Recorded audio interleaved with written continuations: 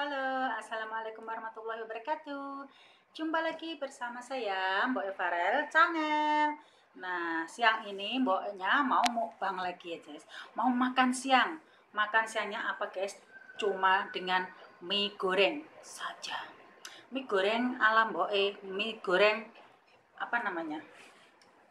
Mie goreng itu guys, mie goreng. Nah, tuh mie goreng telur iwir. Nah, mie goreng telur iwir. Nah, mantap kan guys.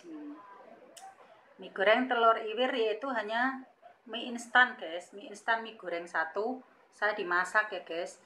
Pakai wortel, pakai sawi, ya. Terus dikasih bawang putih, dioseng dulu sama cabai, terus dimasukin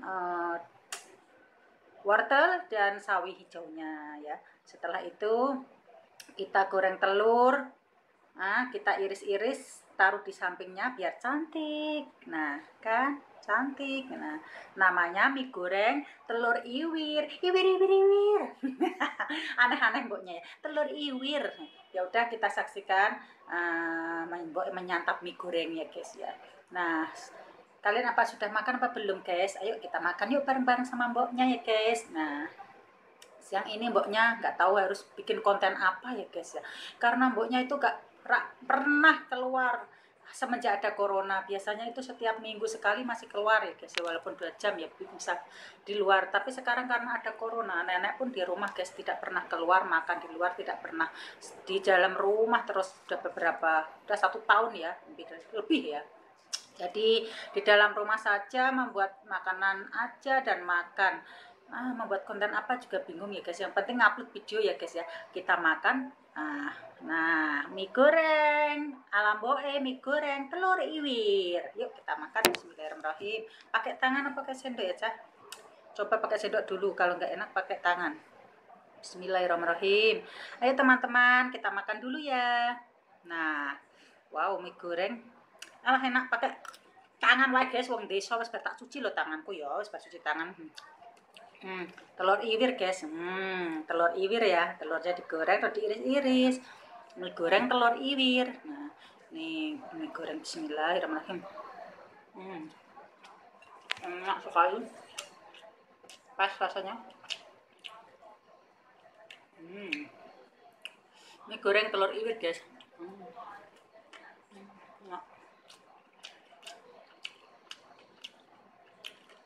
Simple dan murah. Mie goreng satu aja diesek-esek, direbus, bikin mie goreng sudah jadi.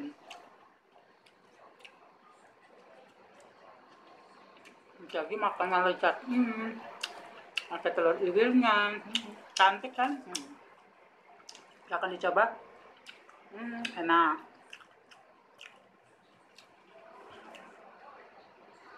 Mantap guys. Kelaparan mbak ya, habis masih makan nenek, terapi nenek, habis nyapu ya, biasa kerjaan jaga orang tua, mijit-mijit gitu. Mbaknya juga sebenarnya pekerjaan mbaknya sebelum ke Hongkong guys, tak ceritakan yang menceritakan sedikit nih. Sebelum ke Hongkong, mbak itu kalian tahu nggak sih, mbaknya itu di rumah jadi tukang pijit guys. Iya, di kampung saya dulu sebelum berangkat ke Hongkong, saya jadi tukang pijit. Pijit dari anak kecil mulai orang dewasa. Saya buka mulai habis sholat subuh itu sudah ada orang datang ke rumah guys ya, gedor pintu minta pijit.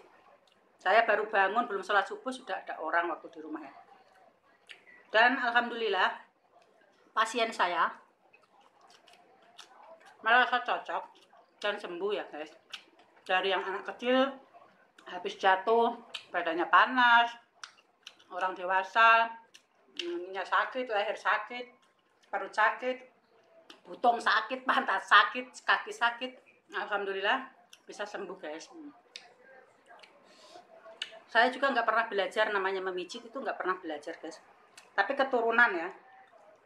Almarhum bapak saya itu dulu juga dukun pijet ya. Terus kakek saya, bapaknya bapak saya, orang Pati sana Ngerandu Kuning dulu, almarhum kakek saya juga dukun pijet plus dukun untuk nyembuhin orang-orang sakit begitu loh. Terus tanpa sengaja mboknya waktu di Taiwan, mboknya kan pernah ke Taiwan juga ya guys. Di Taiwan ada orang jatuh dari pembangunan orang Indonesia ya, cowok ya, tangannya patah guys, patah. Terus tak pijit, nah itu sembuh guys. Dan alhamdulillah waktu di Taiwan itu saya juga banyak orang minta pijit dulu ya. Terus sampai di rumah itu saudara saya minta pijit dan sembuh, akhirnya sekampung pun tahu minta pijit ke rumah saya. Jadi nanti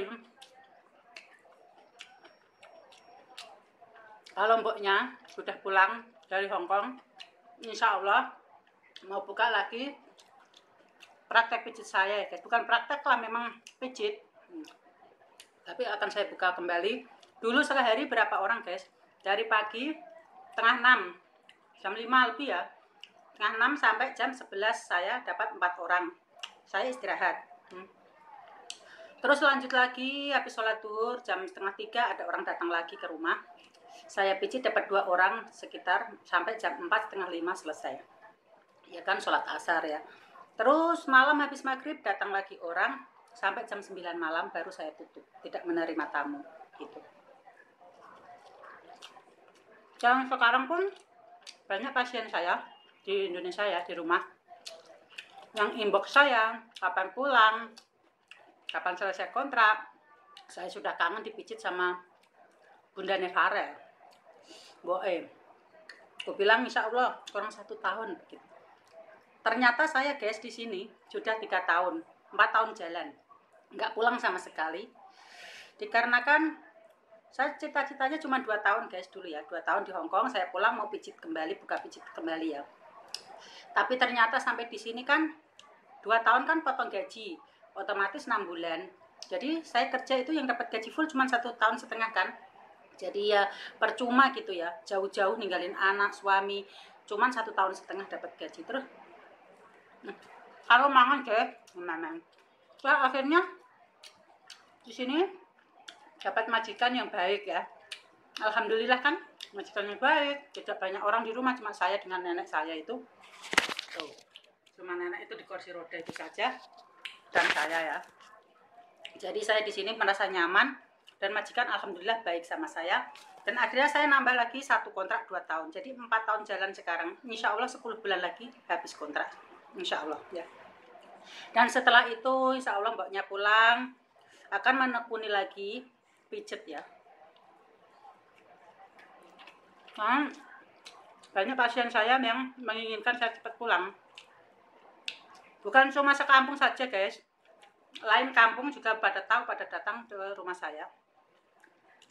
Walaupun saya masih muda, kadang ya nggak enak ya disuruh pijit, tapi ya menolong orang guys ya. Dan yang saya tolong itu merasa sembuh, ya saya terpaksa saya lanjutkan untuk menolong orang-orang yang membutuhkan pertolongan saya gitu. Jadi mboknya nggak pernah narjet guys, waktu di rumah menjadi dukun pijet itu nggak pernah narjet aku harus bayar segini-segini, enggak. Mboknya niatnya menolong, mereka mengasih uang sama saya seberapapun itu saya terima. Ganti untuk beli itu loh guys, minyak urut, GPU, minyak kayu putih kayak begitu kan, juga kan pakai untuk membeli seperti itu kan cepat habis guys. Untuk mijit 1 hari 7 orang 8 orang kan cepat habis ya. Dan alhamdulillah tangan saya ini, kalau ada orang minta pijit, dia sakit di sebelah manapun, mereka nggak usah ngomong. Alhamdulillah saya pegang kakinya saja sama tangan sini, saya sudah tahu mana yang sakit. Kadang yang peranakan, yang perempuan, yang laki-laki sebelah sini, banyak lah macam-macam. Tangan saya langsung melihat sendiri mana yang ketelir, di sengloro itu sudah melihat sendiri tangan mboknya gitu.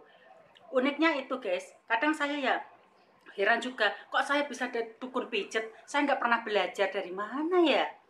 Terus kata ibu saya ya memang kakek kamu keturunan tukang pijet, bapak kamu pijet ya, otomatis nggak heran lagi katanya. Tapi kan saya nggak pernah belajar mak, aku bilang gitu.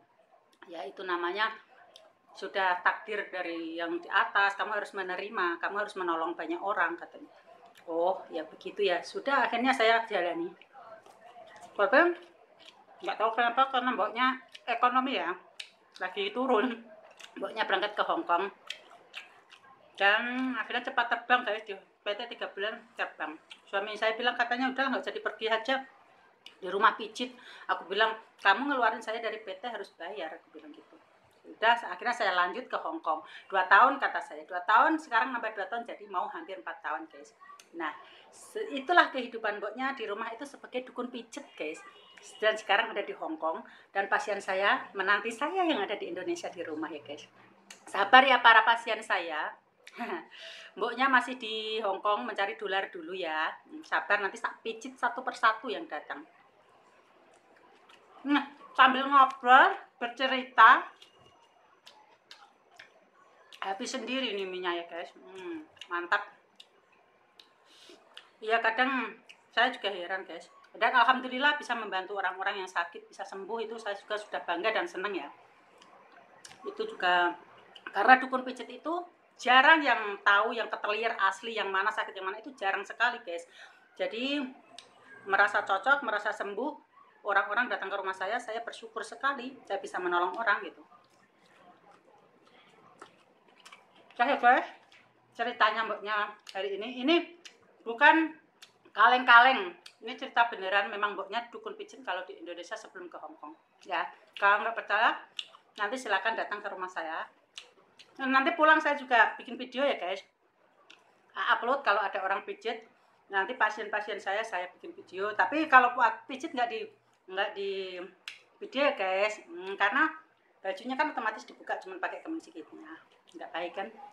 Udah cukup sekian video mbok kali ini dan cerita mbok ini yang cerewet bawel. Nah sambil minyak habis. Terima kasih yang sudah mampir di channel Mbok Evarel. Jangan lupa ya guys, like, komen, subscribe, tekan tombol loncengnya supaya tidak ketinggalan videonya Mbok E. Dadah. Assalamualaikum warahmatullahi wabarakatuh.